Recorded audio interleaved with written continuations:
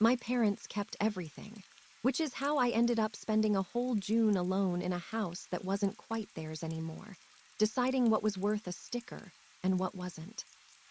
The stickers were my sister-in-law's idea, little colored dots from an office supply pack. Green meant keep. Yellow meant ask. Red meant the estate sale could have it, though by the third week I'd mostly given up on the system and let the rooms tell me what they wanted. A green dot on the piano nobody played. A yellow dot on the recliner with the worn spot shaped like my father. Red on almost everything in the kitchen, because you can't keep a whole kitchen. You can only keep one or two things and pretend the rest didn't matter, and the pretending is the hard part. Nobody had died. I want to say that early because of the way a house empties out when you're clearing it, the way it makes your chest do the thing chests do at funerals. My parents were fine. They were 40 minutes away in a tidy 2-room apartment at a place with a name like a golf course, where the hallways smelled of carpet shampoo and somebody else cooked dinner at 5:30, whether you were hungry or not. My mother had finally agreed it was time. My father had agreed the way he agreed to most things by then, with a small nod and his eyes somewhere else. They were alive and safe and gently diminished, and the house they'd left behind was the one I'd grown up in, and I was the one who had to take it apart room by room and decide which version of my childhood I was allowed to carry out the door. That's a strange grief, the kind with no body in it. You don't get to call it grief out loud. You just feel it in the spare moments when you find your mother's handwriting on a recipe card or your own height penciled on a door frame, and you have to sit down on the bottom stair for a minute and breathe. I wasn't entirely alone. There was the cat. His name was Biscuit, and he was older than seemed reasonable for a cat, the kind of old where the fur thins at the hips and the eyes go a little amber and clouded, and he moved through the empty rooms like a small gray landlord doing his rounds. My parents couldn't take him to the new place, no pets, so he came with the house, for now, until I figured out what figuring out a cat even meant. He had decided, somewhere in the first few days, that my job was his job. Wherever I packed, he supervised. He sat on the boxes I was trying to fill. He sat in the squares of June light that moved across the bare floors as the afternoons went long and gold and slow. When I talked to myself, which was often, he blinked at me like he was considering my points and finding them reasonable.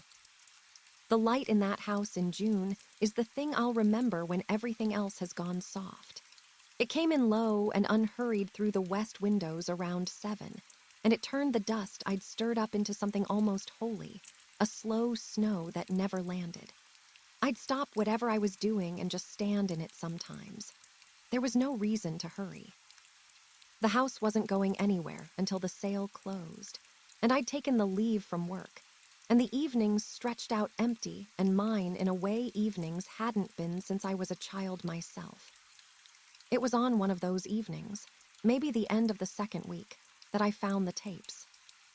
They were in the hall closet, in a cardboard box my father had labeled in his careful engineer's printing family videos, and then under that, the years, 1991 to 2003, like a span on a gravestone. Inside were the old camcorder tapes, the small ones, each in its own clamshell case, each labeled in my mother's looping hand. Kara's 5th, Christmas Eve 96, Kara first day grade 2, Lake Summer. My name everywhere, because I was the only child, the late-arriving only child my parents had stopped expecting, and then doted on like a small miracle, and the tapes were a museum of that doting. I found the old player in the basement, hooked it up to the television that was staying with the house, and on a Thursday night, I sat down on the floor with biscuit and a glass of wine and let myself watch one. I chose my 7th birthday because I half remembered it, and half remembering is the sweet spot, the place where the tape can still surprise you. It was exactly as gentle as I'd hoped. There was the dining room, our dining room, the one I just put a yellow dot on, with the good tablecloth and the wallpaper my mother loved and never replaced. There was the cake, a lopsided homemade thing with too much frosting, 7 candles. There was my mother, young, her hair the way I'd forgotten it had been, leaning in to fix something with the kind of unconscious grace you only have before you know a camera is on you. There was my father behind the camera, his voice close and warm, saying, "Make a wish, sweetheart, take your time." And there was me, 7 years old, gap-toothed and serious, considering the candles with the enormous focus children give to small magic. I watched myself wish.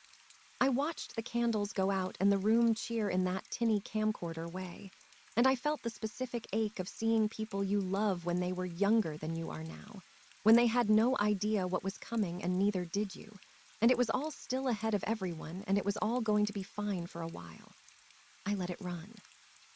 I let the whole thing run, the cake cutting and the unwrapping and my mother's laugh. And when it ended in the abrupt way those tapes end, snow and static, I sat there for a long time in the dark with the cat warm against my leg and thought, that's what it was like. That's the house I'm taking apart. That was the texture of it, and I'd half forgotten the texture, and the tape had given it back to me. I think that's important to understand before the rest. That the official tapes were a comfort. That I went looking for more comfort. That what I found, I went looking for. The furnace was the last thing on my list. Down in the unfinished half of the basement, where my father kept the things that had no other home. I was down there a few nights later checking whether the water heater conveyed with the sale, which is the kind of dull adult question that keeps you from feeling anything. And I had a flashlight because the bulb back there had gone, and the beam caught the corner of a box that wasn't where boxes should be. It was behind the furnace. Not beside it, not stacked with the others against the wall, behind it, in the gap between the furnace and the foundation, a space barely wide enough for a box, a space you would only put something in if you did not want it found, or did not want to be reminded it was there, which are not quite the same thing. I had to lie on the cold floor and reach to drag it out, and Biscuit watched from the stairs without coming down, which he never did. He always came down, and I noticed that and then told myself I was imagining things. The box was wrong in small ways that added up. It was the same size as the one upstairs, but it was a different brand of carton older, the cardboard gone soft and brown at the corners with damp. It was sealed, really sealed, wound around and around with packing tape that had aged to the color of weak tea and lost most of its grip, so that it peeled away in long dead strips rather than tearing. There was no label. Nothing on the lid, nothing on the sides. My father labeled everything. My father labeled the box of labels. And here was a box he had wrapped shut and pushed into the one place in the house nobody would ever reach by accident, and had not written a single word on. Inside were tapes, the same small format, the same clamshell cases. But these were a different brand than the ones upstairs, a brand I didn't recognize, and not one of them was labeled. Just the blank white spines, a dozen of them, maybe more, sitting in the dark behind the furnace for what the dust said was a very long time. I should have left it till morning. I know that now, and I think I knew it then. But I'd had the wine and the long gold evening and the comfort of the first tape still in me, and curiosity at night feels different than curiosity in daylight. It feels safe in a way it isn't. So I carried the box upstairs and I sat back down on the floor in front of the television, and Biscuit did not come and sit with me this time. He sat in the dining room doorway facing the other way, and I told myself a cat is a cat. I put in the top tape. No label, so no way to choose, so I just took the first one my hand found. And it was my 7th birthday. I want to be careful here because the easy thing is to say everything was different and frightening, and it wasn't. That's the part that got under my skin and stayed there. It was the same. The same dining room, the same wallpaper, the same good tablecloth. The same lopsided cake with too much frosting and 7 candles. My mother, young, leaning in with that unconscious grace. My father's voice behind the camera, warm and close. Me, 7, gap-toothed and serious. Make a wish, sweetheart. Take your time. It was the same birthday. It was the same afternoon. It had to have been filmed minutes apart from the one I'd already watched. The same cake before anyone cut it. The same light through the same window. For a moment, I thought that's all it was. A second tape of the same party. A B-roll my father shot and never labeled because why would you label the spare? Then I saw the boy. He was at the very edge of the frame on the left, where the table ran out of the shot. A boy, older than me, maybe 11 or 12, sitting at the table with the rest of us. Dark hair that needed cutting. He was turned mostly away, looking down at his lap or at his hands, so I could see the line of his cheek and his jaw and not much else. The way people sit at the edge of a photograph when the photograph isn't about them. He was just there. He was sitting at my 7th birthday like he belonged at it, like he'd always been at it, and I did not know who he was. I'm not someone who scares easily, and I didn't, not the way you'd think. What I felt first was confusion so total it was almost calm, the feeling of a word on the tip of your tongue that will not come, except the word was a person at my own family's table, and my mind went looking for him in the place where I kept everyone from my childhood and came back with nothing. Not a blank where a name should be, a blank where the whole person should be. And then I saw the chair. Next to the boy, between him and the edge of the frame, there was an empty chair. Not pushed in against the table the way you'd leave a chair nobody was using. Pulled out, angled, the way a chair sits when someone has just stood up from it or is just about to sit down. And in front of the empty chair there was a place set. A full place. A plate, clean and waiting. A glass beside it. And a napkin, folded, not crumpled, not tossed down, but folded into a neat triangle the way my mother folded napkins only for company, only when it mattered. A place set for someone, an empty chair kept open. At a table where I could count every other person and they were all accounted for, my mother and my father behind the camera and me with my 7 candles, and the strange boy at the edge, and then this seat held for someone who was not in the room. I watched the rest of it. I made myself. It was the same party, beat for beat, the wish and the candles and the cheer, except the camera lingered a half-second longer here and there, drifting left toward the boy and the empty chair, the way you let your eyes drift to the thing you're trying not to look at directly. Nobody addressed the boy. Nobody addressed the empty chair. But once, while the cake was being cut, I saw my mother's hand reach over and set a small slice on the waiting plate, in front of the chair where no one sat, and slide it gently into place, and then go on as if she'd done nothing at all. When the snow came up, I sat very still. The first thing I told myself was reasonable, and I held on to it. A cousin. We had cousins I barely remembered, second cousins, the children of people my parents knew. A neighbor's kid, in for cake. Some boy who'd been at one party years ago and left no other trace, and the empty chair was for his mother stepping out to take a call, or his father in the bathroom, somebody ordinary who'd just gotten up. Children misremember. Of course, there were people at my birthdays I couldn't name. That was all this was. But I rewound it. I found the cake cutting again, and I watched my mother's hand set the slice on the empty plate. And I rewound it and watched it a second time. Because the first time I'd told myself I'd imagined the napkin, and the second time the napkin was still there.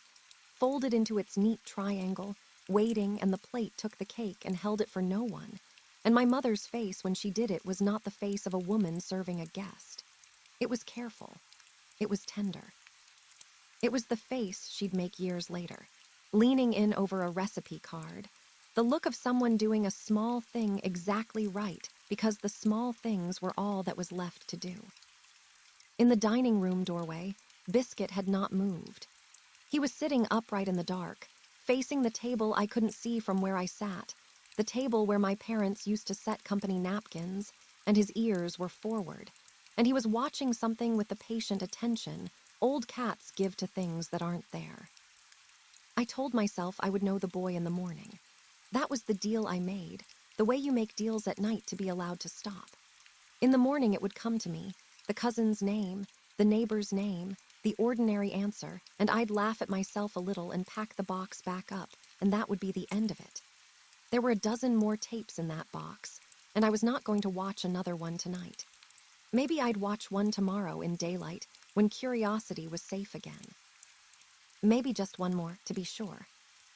I froze the frame on him, the boy at the edge of the table, turned away, and the empty chair beside him with its plate and its glass and its folded napkin. And I looked at it for a long moment, that still image holding in the dark, the four of us and the seat kept open for a fifth. And then I turned off the television without rewinding it all the way back to the start, and the boy stayed there in the black glass where I'd left him, waiting, and I went up the stairs to bed telling myself I'd know him in the morning. I told myself I'd watch one a night, the way you ration something you're afraid of running out of, or maybe afraid of finishing. I didn't know him in the morning. That was the first thing. I'd been so sure I would, the way you're sure a name will surface if you just stop chasing it. And I let the whole next day go by not chasing it, packing the upstairs closets, eating lunch standing up at the counter, giving the morning every chance to hand me a cousin or a neighbor or some ordinary boy from down the street. Nothing came. By afternoon, the not knowing had stopped feeling like a gap and started feeling like a presence. The specific weight of a question sitting in a room with you. Patient, in no hurry, willing to wait until dark. So when dark came, I watched another one. I'd made a rule by then, though I couldn't have told you when I made it. One a night. Not because I was being careful with my nerves, though that's what I said, but because some part of me understood that whatever was in that box was being given to me in installments, and that to gulp it all down at once would be a kind of disrespect, like reading the last page first. So I'd do the day's work, and I'd eat something, and I'd pour exactly one glass of wine, and around the time the light went long and gold, I'd sit on the floor in front of the television and put in a tape my hand chose at random, because none of them were labeled, and there was no other way to choose. The second one was a Christmas. I knew it was ours because I knew the room, the same dining room, the tree in the same corner it always went, the paper chains I remembered making in some grade or other looped across the mantel.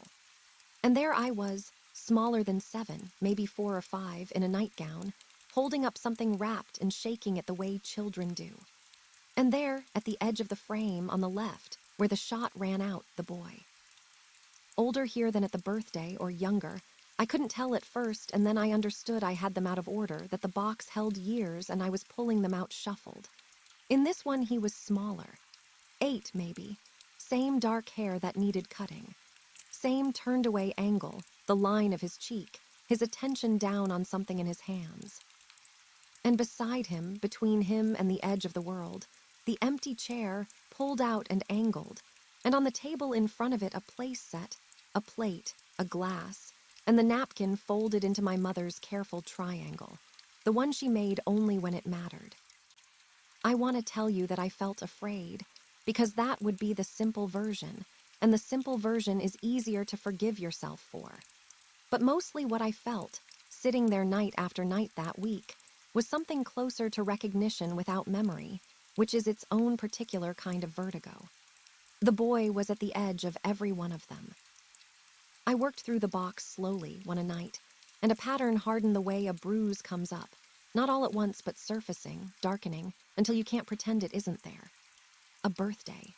An Easter, all of us in stiff clothes. A summer thing, the table moved out to the back patio, paper plates instead of the good ones, and even there on the patio in the heat, a chair pulled out at the edge with a paper plate set in front of it and a napkin weighted down against the wind with a fork. They set his place outdoors. They set his place on paper. And nobody ever looked at him. That was the thing that got under my skin and built a house there. It wasn't that he was frightening. He wasn't. He was just a boy sitting quietly at the edge of his own family's parties. It was that the family moved around him like water around a stone. My mother would pass a dish down the table, and her hand would set a portion on the empty plate, the one in front of the chair where no one sat, and she would not look at it, not break her sentence, not pause.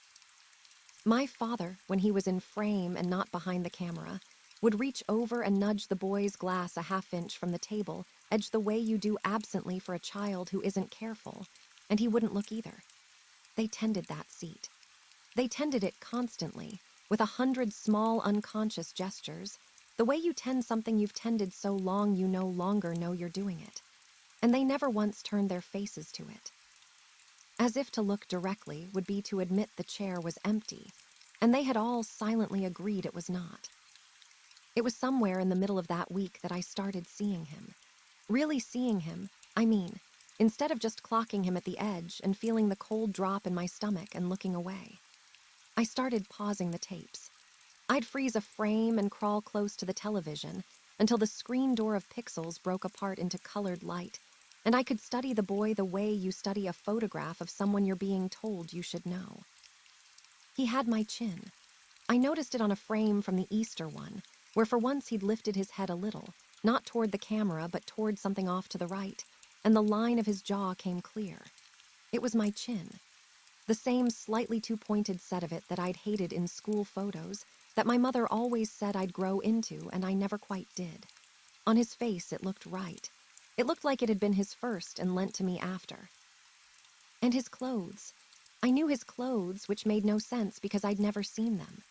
A particular kind of collar, a particular brown corduroy, a striped shirt with the wide 70s stripes. Clothes that didn't belong to my childhood at all.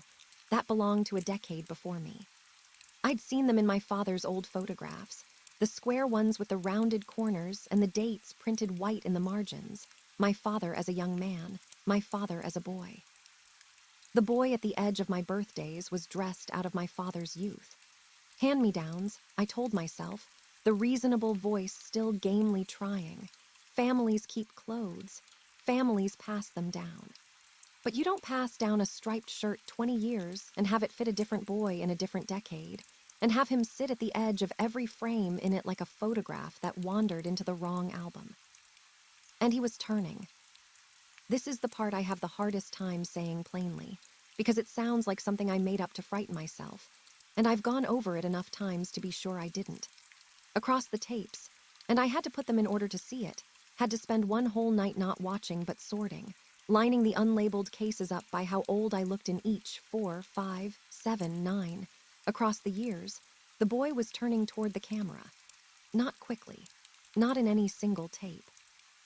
In any one of them, he was just a boy looking down and away, the way the youngest or the shyest sits at the edge of a family video. But laid end to end, year by year, the angle of him opened. At 4, he was nearly in profile, all cheek and the back of his head. By 9, you could see the near corner of his eye. Degree by degree, birthday by birthday, he was coming around, the way the moon comes around, so slowly that no single night shows it and the whole arc is undeniable. He was turning to face whoever would one day sit where I was sitting and watch. I did a thing then that I think I'd been avoiding. I went and got the official box, the one my father had labeled family videos in his careful hand, and I found the tapes that matched my 7th birthday, the Christmas, the Easter, and I watched them against the others, one and then the other, clean version and hidden version, back and forth until my eyes ached. He wasn't in the clean ones. Of course he wasn't. That was the whole point of them. I understood that now even if I couldn't have said it out loud. But the clean ones weren't quite clean either, and that was worse. In the official 7th birthday, the camera held on me and the cake the way I remembered, warm and centered and right. But at the very left edge, for a moment, before the shot adjusted, there was a chair pulled out from the table at an angle, empty, with nothing set in front of it. And then my father's framing drifted right, and the chair was gone and never came back. In the official Christmas, there was a jump, a tiny stutter in the picture right where the boy would have been. The kind of seam you get when a tape has been stopped and started, when something between two moments has been taken out and the two clean ends pressed together. The wallpaper jumped a half-inch. My own arm, mid-reach, leapt forward without crossing the space between. They'd filmed everything twice. That was the only thing that fit.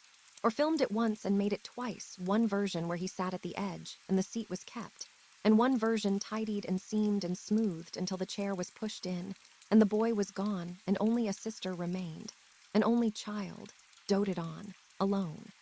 And the tidy version was the one they'd labeled and kept in the hall closet where anyone could find it. The tidy version was the one I'd grown up inside. The tidy version was my whole childhood, and somewhere behind the furnace, its negative had been sitting in the dark, the real exposure, the one with the extra figure standing in the light. After that, I stopped watching for a couple of nights and started looking at the house. I'd lived in that house and I'd been packing it for 3 weeks, and I would have told you I knew every inch of it. And I found I'd been walking past things. The door frame between the kitchen and the back hall, for instance, the one with the pencil marks, the little ladder of dates and heights every family keeps. I'd put a green dot on it without really reading it, because of course I was keeping it. You keep the door frame with your growing up penciled on it. But I read it now. There were 2 columns.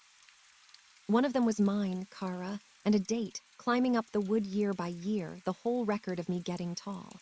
And next to it, a second column, taller, older, starting higher and ending higher, the heights of a child who'd been bigger than me the whole way up. The dates were there.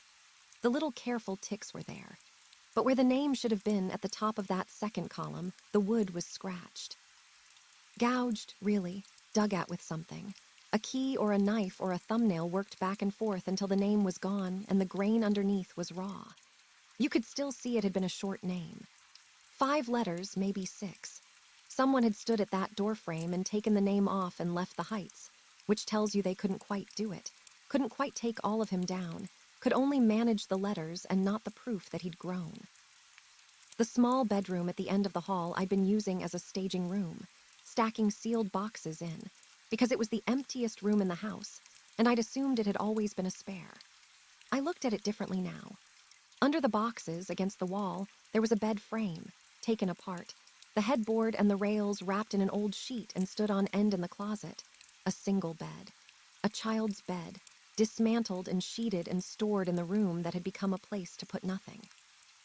The walls in there had been repainted a flat adult beige, but in the closet, where no one paints, there was a band of the old color low down near the floor, a blue, a boy's blue, and the ghosts of where tape had held things to the wall, posters or drawings, 4 corners and 4 corners and 4 corners.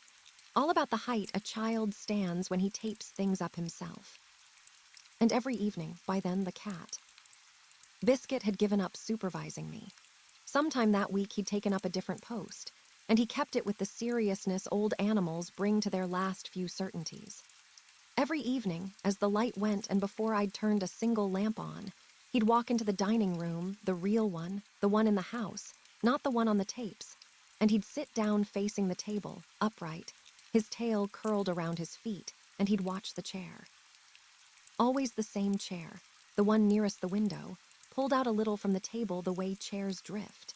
He'd sit and watch it the way he used to watch the spot under the bird feeder, ears forward, utterly attentive, waiting with the patience of something that knows a thing is coming and only has to wait. I'd come in and turn the lamp on and he wouldn't startle. He'd just keep watching the empty chair, and after a while I stopped turning the lamp on in there because it felt like interrupting. I'd worked through almost the whole box by then, and on the night I took out what I thought was the last tape, my hand found, underneath it, flat against the bottom of the carton, a piece of the cardboard that wasn't quite the cardboard, the inside of the lid, folded down, that I'd never thought to open out. There was writing on the underside of it. My mother's hand, the looping hand from the recipe cards and the labels on the other box, but smaller here, and pressed hard, the way you write a thing you need to say to yourself and no one else. 3 words. Not a date, not a name, not an instruction to a stranger. Just, in my mother's careful loops, going soft and brown with the years like everything else in that box. Keep his seat. I closed the lid back down over her handwriting, slowly, the way you close a drawer in a room where someone is sleeping. The house was dark by then.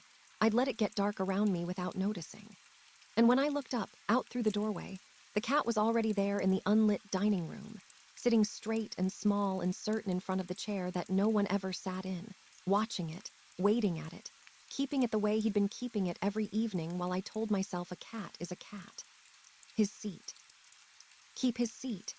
And I understood, sitting on the floor with the closed box in my lap and the dark gathering in the corners of the house I'd grown up alone in, that I had reached the end of what the tapes could tell me, and that the only thing left was to call the 2 people who had set that place 100 times and ask them, out loud, the name I'd never been given. I called them on a Tuesday, because Tuesdays felt like the kind of day you could ask a question and still take it back. Mondays were too raw and the weekends had too much weather in them, people visiting, the hallways busy. But Tuesday was a flat, quiet day that asked nothing of anyone, and I thought if I was going to do this, I should do it on a day with no expectations in it. My mother answered on the second ring, brightly, the way she always did, as if she'd been sitting beside the phone waiting for it to justify her. She told me about the dining room at the new place, the woman at her table who talked all the way through the soup, the jigsaw puzzle in the lounge that was missing 3 pieces, and how that bothered her more than 3 pieces should. My father was having a good afternoon, she said, which was the phrase they used now, a good afternoon, the way you'd talk about weather. He was over by the window. Did I want to say hello? And I had the whole thing ready. I'd written it down, even the way you write down what you mean to say to a doctor so the fear doesn't take it from you in the room. I opened my mouth to ask it, the boy, the tapes, the chair, the place set for no one, and what came out instead was that I'd drive over tomorrow. That I had some things from the house I wanted to ask about. Some questions about the family. I heard myself make it small and ordinary, questions about the family, the way you'd ask which dishes had been my grandmother's, and my mother said, of course, come for lunch, I'll get the good cups out. I hung up understanding that this was not a thing you could do down a telephone line. It needed a room. It needed their faces in front of me. I'd called to ask it, and instead I'd made an appointment to ask it, and that was the most my courage could manage that day, and maybe that was right. The place had a name with meadow in it, one of those words that promises a landscape and delivers a parking lot and a strip of mowed grass by the entrance. Inside it smelled the way I told you, carpet shampoo and the front edge of dinner being made too early, and there was a man at a piano in the common room playing songs from before I was born to people who remembered them. My parents' apartment was at the end of a hall the color of weak coffee. My mother had, in fact, gotten the good cups out. They were on a tray with a plate of the cookies she bought now instead of baked, and the sight of that tray, the effort of it, the good cups in this small beige room, did something to me before I'd even sat down. My father was by the window in the chair they'd brought from the house, the recliner with the worn spot shaped like him, and he turned his head when I came in and his face opened into the particular gladness he kept only for me. We talked about nothing for a while. The drive, the traffic, the house, what had sold and what hadn't. I let it go on longer than I needed to, because the longer it went, the longer I got to be a daughter visiting her parents, and not a woman about to pull the floor out from under a quiet room. Then I asked. I'd meant to be careful, and I was careful, but there's no soft way in, so in the end I just set my cup down and said, was there ever anyone else? In the house, when I was small, a boy. I watched it land. My mother's face didn't do what I'd braced for. I'd braced for the flinch of someone caught, the quick blank denial, the change of subject, the face of a secret defending itself. That isn't what came. What came was worse because it was tender.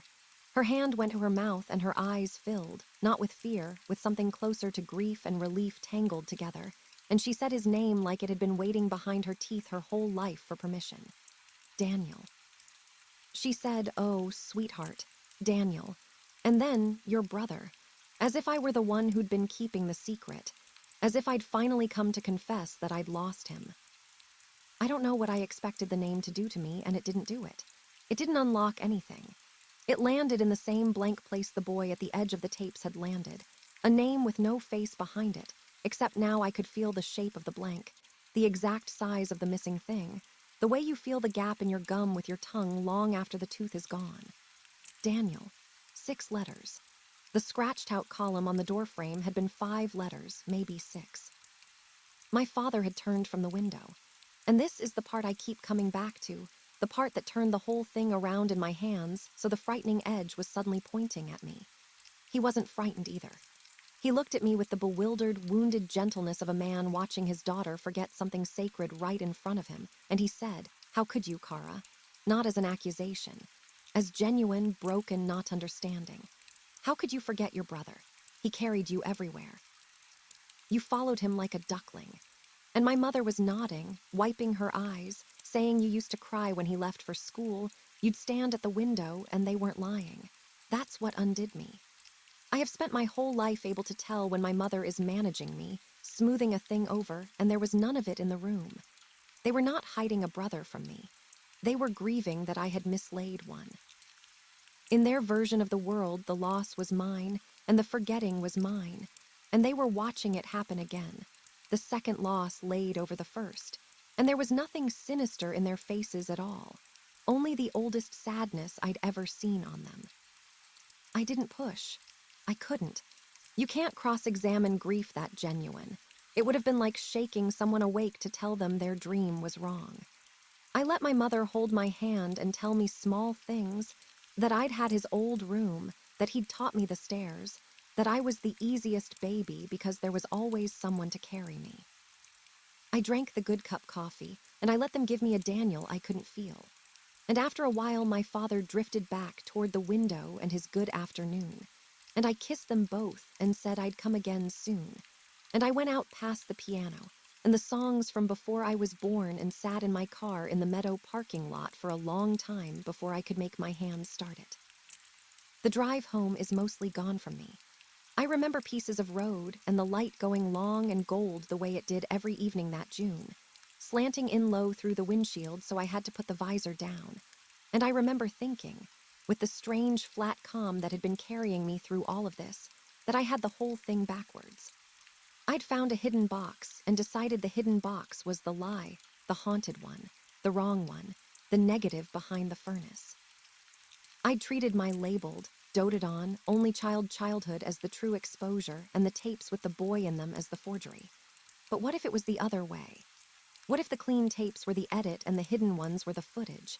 And the seam, the jump cut, the half second the camera drifted off an empty chair? What if all of that was the work and not the flaw? What if the thing that had been carefully made, frame by frame, was me? The unhaunted girl, the childhood with no gap in it. What if the gap had never been in the tapes at all? What if the gap was where my brother had been, and it had always, always been in me? I don't remember coming into the house.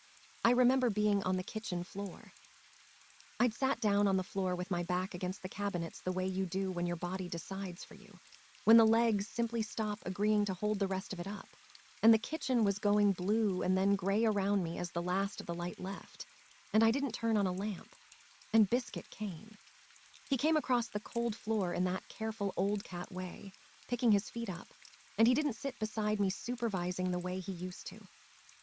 He climbed into the space the folded-up rest of me had made, and he put his weight against my chest, the whole frail, warm weight of him, and he started up the rusty engine of his purr against my sternum. And I put my hand on him and felt his heart going its quick, small, certain beat under all that thin fur, and something came up through my hand and into me that I have no honest way to describe. It wasn't words. I want to be clear because it would be easier and cheaper to tell you the cat spoke, and he didn't, he was a cat. It came the way a smell from childhood comes, the way a certain doorway or the underside of a particular blanket can hand you back a whole year you'd lost, all at once and without a single sentence in it. But if I had to put the wordless thing into words, into the only words I have, it would be this. You were happy in this house. You were so happy here. He carried you on his shoulders down these stairs, and you held onto his hair, and you weren't afraid of anything. Not one thing, not the dark, not the basement, not any of it, because he was always between you and all of it. You can stop holding your breath now. You've been holding it for weeks, and you don't have to. Lie down. Sleep. I'll keep the door. And I cried then, finally, the way I hadn't at the house with the stickers or in the parking lot at the meadow. Cried on the kitchen floor in the dark with an ancient cat purring on my chest, and his amber eyes half closed and steady on my face, keeping the door the way he'd been keeping that chair every evening, faithful to something I was only now beginning to be allowed to remember. I should have gone up to bed. Instead, when I could stand, I went and got the box. There was one tape I'd never watched, the last one by my own sorting, the one where I'd look oldest, the most recent year before the camera was put away for good.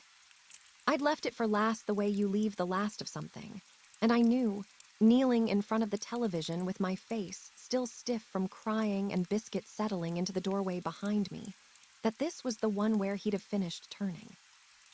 I'd watched him come around degree by degree across all those years, profile to cheek to the near corner of an eye, the slow moon turn of him toward whoever would one day sit down where I was sitting. And now I was sitting there, and I put it in. It was a birthday, of course. They were all birthdays in the end. The same room, older wallpaper now, a cake with more candles than I wanted to count, and me at the table grown lanky and self-conscious the way you get right before you stop being a child. And at the edge of the frame, on the left, the boy. Except he wasn't at the edge anymore, not the way he'd been. The empty chair beside him still held its place. The plate, the glass, the napkin folded into my mother's careful triangle, but he had turned. All the way, or nearly. He was facing the camera. He was facing me. And I knew him. Not the way you know a fact. I still couldn't have told you a single afternoon we'd spent, couldn't have given you one true memory with edges. The knowing came from somewhere lower and older than memory, from the place the cat had opened on the kitchen floor. It was the ache of a face you loved before you had the words for faces, before you knew that faces were things that could be taken away. My chin on him, yes, the chin that had been his first and lent to me after, but more than the chin. The whole of him, looking out of that old tape across all those years, directly into the lens my father held, directly into the eyes of the girl who'd grow up to find the box behind the furnace and sit down at last in front of it, and his face wasn't frightening. That's what broke the last of it open in me. His face was patient. His face was kind. He'd been turning toward me the whole time, all those birthdays, not to menace and not to haunt, but the way you turn toward a door you've been told someone is finally coming through. And I understood, sitting there, what the two boxes had always been. The early tapes, the youngest ones, the chair pulled out, the place set, the slice of cake laid down for no one, that was for someone who had left. That was the seat of a person who used to fill it, kept exactly as it was, because to push it in would have been to say a thing out loud that my mother and father could not survive saying. But the later tapes, the turning ones, this last one most of all, by then the empty seat wasn't only mourning. It had become an invitation. A place laid not for someone gone, but for someone they were keeping the door open for, year after year, in case he found his way back to the table, in case he turned all the way around and came home. Two boxes, not haunting and normal, not curse and comfort, grief and mercy. The grief they couldn't let go of, and the mercy they'd built around me so I'd never have to carry it, the clean tapes, the unhaunted girl, the childhood with no chair in it. Keep his seat. They had. They'd kept it every birthday on paper plates and good china both, and they'd kept it in the dark behind the furnace, and they'd kept it in the cat who sat facing it every evening, and now I was the one who'd sat down in front of it, the little sister kept safe in the other room, finally old enough to be let in. I sat very still. On the screen, my brother finished his turn, the last few degrees of all those patient years closing at once, until he was looking straight out of the tape and into me, and the candlelight moved on his face. And for the first time, the two things I'd been holding apart since the night behind the furnace arrived together, and I could not tell them from each other. The fear and the missing him. They came up through me at the same moment, indistinguishable, one feeling wearing two names, and I let it come, and I did not look away from him, and behind me in the dark doorway the cat kept the door. There was one more tape, and I think I'd known there would be, the way you know there's a last stare in the dark before your foot ever finds it. It wasn't in the box. I'd been through the box twice by then, sorted it and resorted it, and the tape I just watched, the one where he finished turning, where my brother looked out of the candlelight and into me, that had been the last of the unlabeled ones, the most recent year, the end of the record. But when I pulled the empty carton fully into the lamplight to fold it flat, the way you flatten a box when you've finished with it, I felt the small extra weight of something that had slipped down the inside, between the cardboard and the false bottom my mother had folded her 3 words onto. A single tape, no case, just the bare cassette, the magnetic tape inside it gone the brown of old tea like everything else she'd touched and hidden. And on the little white strip where a label goes, in my father's careful engineers printing this time and not my mother's loops, one word: Daniel. So they had labeled one, in the end. The one nobody was ever meant to find unless they'd already found all the rest. I want to tell this part gently, because it was given to me gently, and because the boy in it deserves to be remembered the way he was filmed, and not the way grief usually tells these stories, loud and with a body in the road. There wasn't a body in the road. There wasn't anything I could point to and say, there, that's the wound, that's the shape of it. The tape was just him. Daniel, before me, in a house I half recognized and half didn't, the wallpaper not yet the wallpaper I knew, the dining room not yet arranged the way it would be arranged for all my birthdays. He was small in it. 4, maybe 5, the age I'd been in the earliest of the hidden Christmases. And my mother was young in a way I'd never seen her, young the way you only are before the thing happens that makes you the person your children meet, and she was laughing at him, and he was running at the camera with his arms out, and my father's voice behind the lens was saying his name, just his name, over and over, the way you say a name when the saying of it is the whole of your happiness. Daniel, Daniel, slow down, Daniel.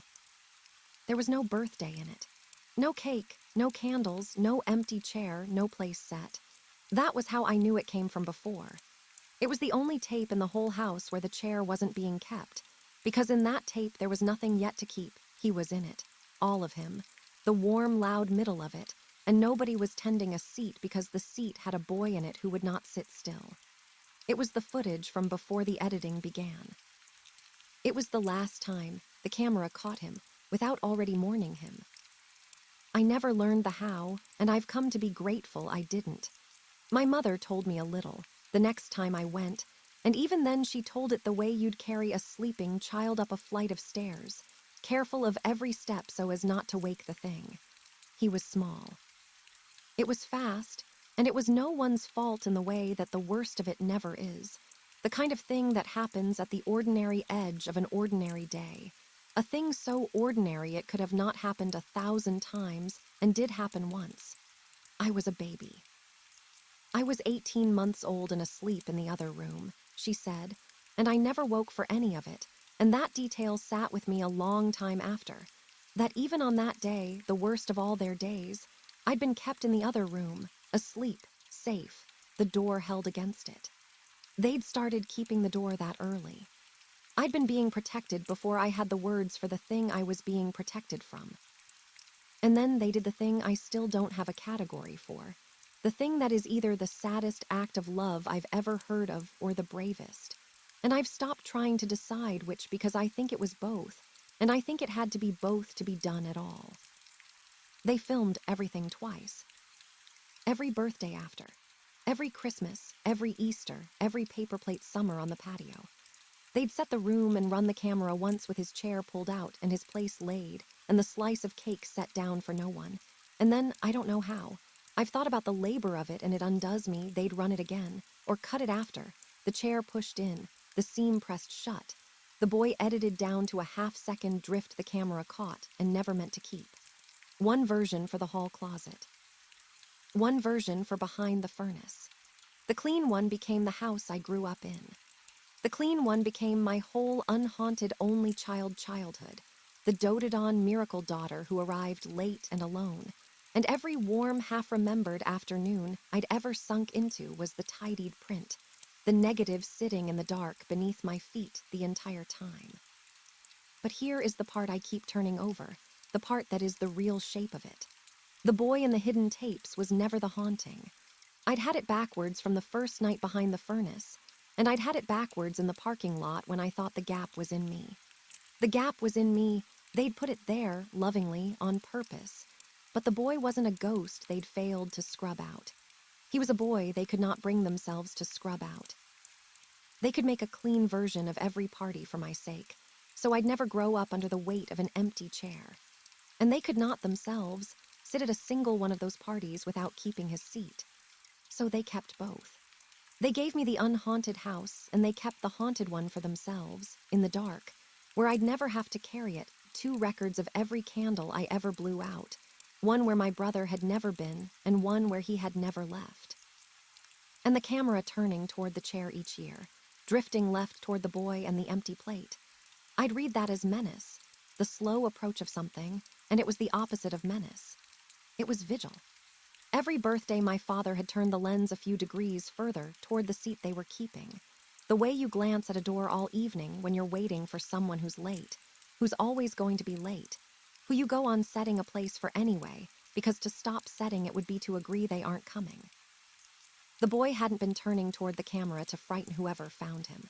He'd been turning toward the camera because the camera was where I would one day be. He'd been turning, year by patient year, toward the little sister asleep in the other room, the one kept safe, the one who'd grow up and come back and finally sit down in front of the table and be old enough to be let in.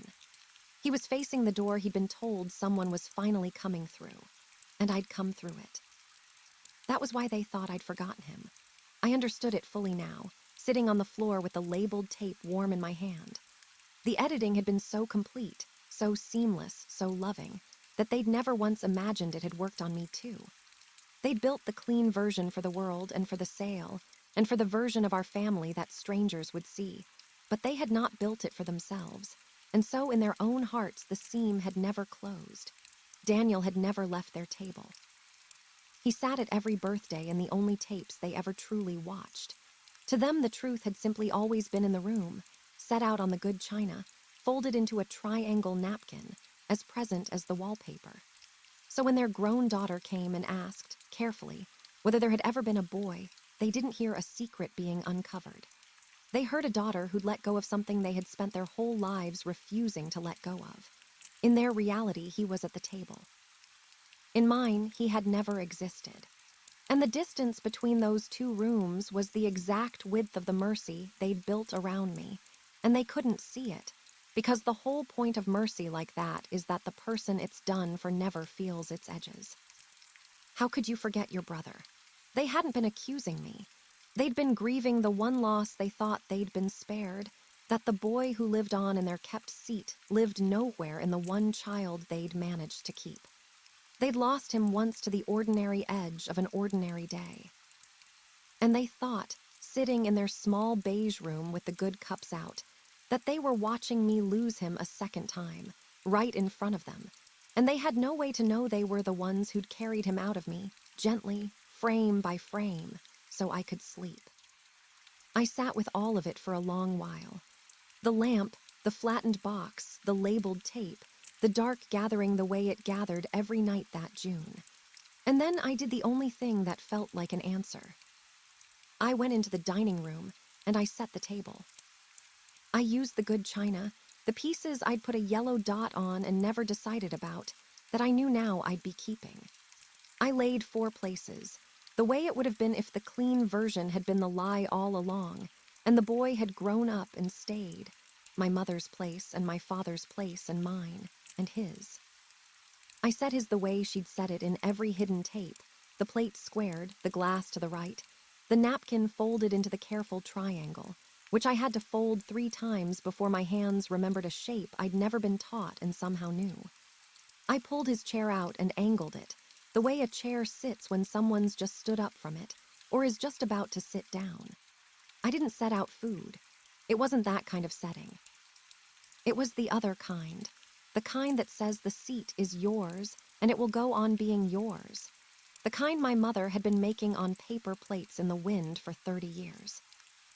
Biscuit came in while I was doing it. He watched from the doorway the way he'd watched the chair every evening, and when I'd finished and stepped back, he crossed the floor in his careful old way, and he gathered himself and jumped, which he hadn't done in weeks, which I'd thought he couldn't do anymore, up into Daniel's chair. He turned himself around twice the way cats do, and he folded down into the seat, and he tucked his nose under his tail, and he closed his amber eyes, and he began, very faintly, to purr. The seat that had been kept empty every evening of that long June had a small, warm, sleeping weight in it at last, and the cat who'd kept it gave it up the moment it was set for keeping, which is either the most ordinary thing a tired old animal can do or the kindest, and I've stopped trying to decide that one too. I got the camcorder, my father's old one that I'd found in the basement and charged without admitting to myself why. I set it on the sideboard the way he must have set it 100 times, and I aimed it at the table, The 4 places, the good china, the folded napkins, the cat asleep in the chair that was never really empty, and I pressed record and I let it run. One more tape. Not a clean one, not a hidden one. Just the room kept. Just the seat set. Just a record. The way they'd taught me to make a record. That said he had a place here, and the place was warm. And I lay down on the floor of that dining room, because I was too tired by then to climb the stairs, and because the floor was where my body kept deciding to be that June. And I put a couch cushion under my head and watched the little red light of the camera glow steady in the dark, and I let myself begin to go under. I thought, right at the edge of sleep, the way you think your truest things right at the edge of sleep. I wondered whether the memory they'd given me back was the same as a memory I'd kept. Whether a brother handed to you on a labeled tape, recognized in your body before your mind could catch up, was the same thing as a brother you'd never been allowed to lose. I'd grown up without the weight of him, and I'd grown up without the warmth of him, and they were the same act, the same mercy, and I couldn't have one back without the other. The unhaunted girl and the girl who never got to be carried down the stairs on her brother's shoulders. They were the same girl, and she was me, and there was a grief in that I would be unfolding for years. But I was so tired, and the cat was purring, and the red light was steady, and somewhere in the going under it stopped mattering the way it had mattered. Maybe a memory given back isn't the same as one you kept. Maybe it's slower and stranger, and you have to learn its weight by hand. But it warms the same. The seat warms the same whether the person came home or was carried back to it years too late by a sister on a kitchen floor. And the door gets kept the same, and the name sits the same behind your teeth once you finally have it. I had him now. Late and incomplete, and given rather than kept, but I had him, and I wasn't going to set him down again. She leaves the camera running on the set table, and the cat asleep in the chair that was never really empty, and lets herself go under, his name resting somewhere just behind her teeth like a word she finally gets to keep.